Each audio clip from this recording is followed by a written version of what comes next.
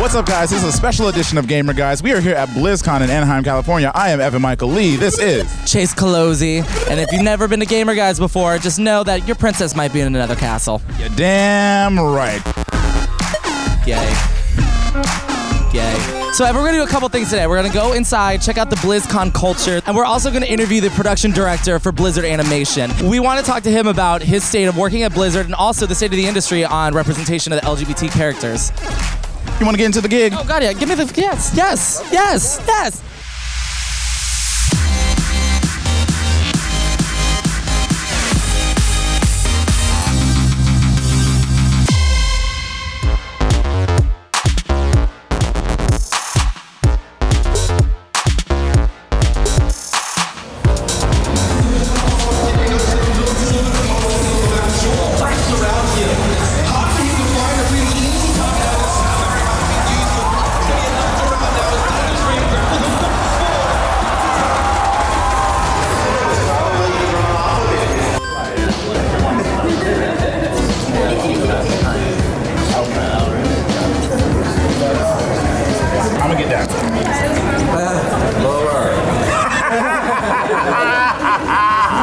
Tell everyone.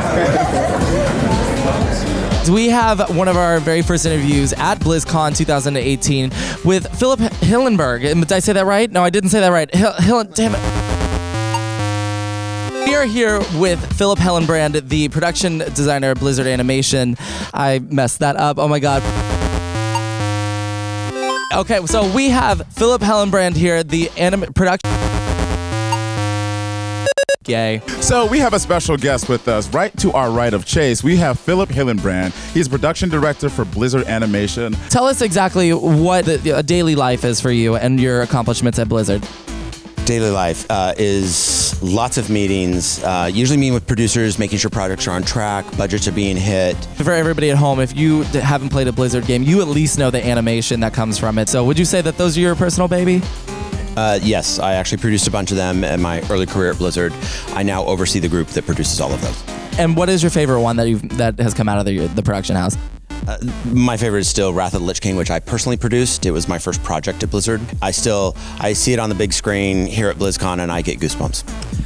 Now, a big part of the reason we're here is because Blizzard is very, very progressive when it comes to a lot of inclusion efforts that it puts into their games, from the characters, the stories behind them. With Tracer being on the box art, she is an openly lesbian character. What do you think Tracer's inclusion into the Overwatch roster does for the LGBT community and the doors it's opened? An open lesbian is the symbol of the Overwatch League. It is the most read comic we've ever produced with over 6.5 million views. I think the fact that Tracer is like a lesbian and like that she is like their mascot for the whole thing, and the fact that no one really cares, that should really say something. We weren't sure what to expect. Right. And there were very few negative comments. Like there wasn't a lot of those internet trolls that we get. It's so important because we have a whole episode where we talk about toxic gaming. Oh, people are so rude online. And we dressed appropriately for it because we're mourning what self-respect that you don't have. What do you think it is about Tracer's story that really resonated with people, and the fact that it's, in my opinion, that is how you do a gay character well. It's like she happens to be lesbian. That's just who she is. That's not her identity. That's part of her identity. Do you think that was a big part into her success? Like, what was it that you saw that people were really latching onto?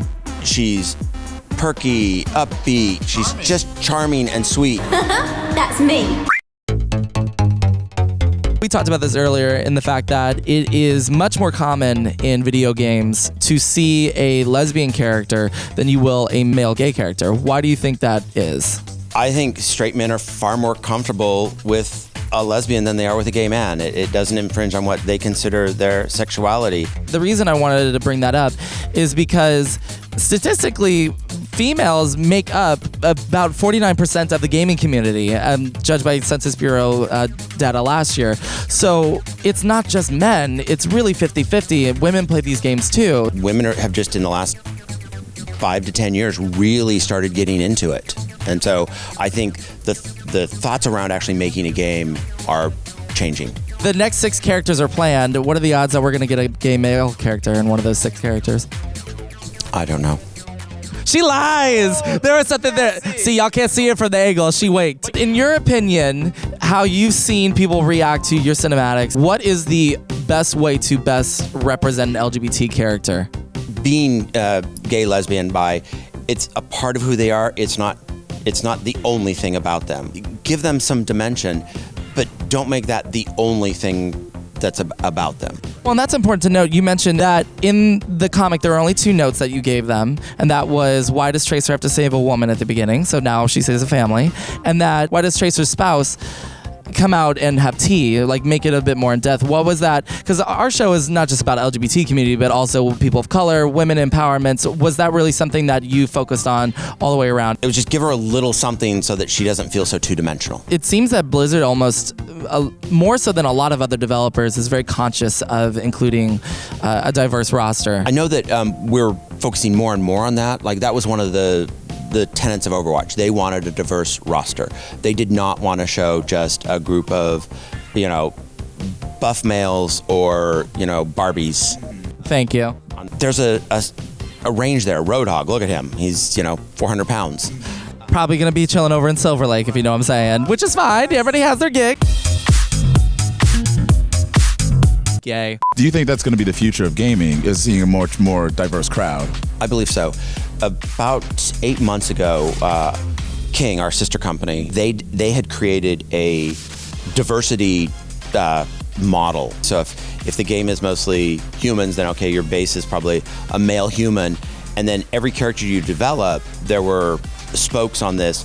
And depending upon how far from the, say, 18 to 34 male were you out from that, showed how much of a diverse character you were. It helped developers actually go, oh, it's another one of those, just in a different costume. Do you find that's a big priority with you? I do feel it's my responsibility to do as much as I can. I have the means and the ability and the influence to be able to make a change, and I should do that for the community to make it easier for people. Well, guys, that's going to do it here for our interview. Oh, just kidding. I'm just kidding. I cut you off. Oh, here we go. Can we be in the next Overwatch download? I can talk to people. It's on camera. It's on camera. He's talking. Hero? No promises. Oh, no. When it's recorded, it's a promise. Hero number 30 and 31. Yep. Gay. Okay, so we have this subculture we found at BlizzCon, and we got to talk to our friend here first. What is your name? My name is Patrick. Now, Patrick introduced us to a whole freaking new world. So you buy these pins at BlizzCon, and they're different every year, and they're $6. You don't know what you're getting. So we bought one, and they have this whole area where people are sitting there. It looks like a drug deal. I literally saw a lady go like this with her jacket, open it up, and be like, I got... So I have a question for you, and this may be kind of a loaded question. Why is this a thing? Okay, Chase, we did it. We did BlizzCon. Final thoughts. What do we think? You know, I had a lot of fun. I would come back. I like that they had the diversity inclusion lounge upstairs.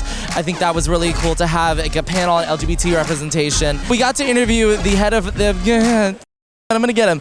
Get it. Phil Henderson. Wow. Hillen. Like, I'm Hillen. Hillenberg. Brand. Gay.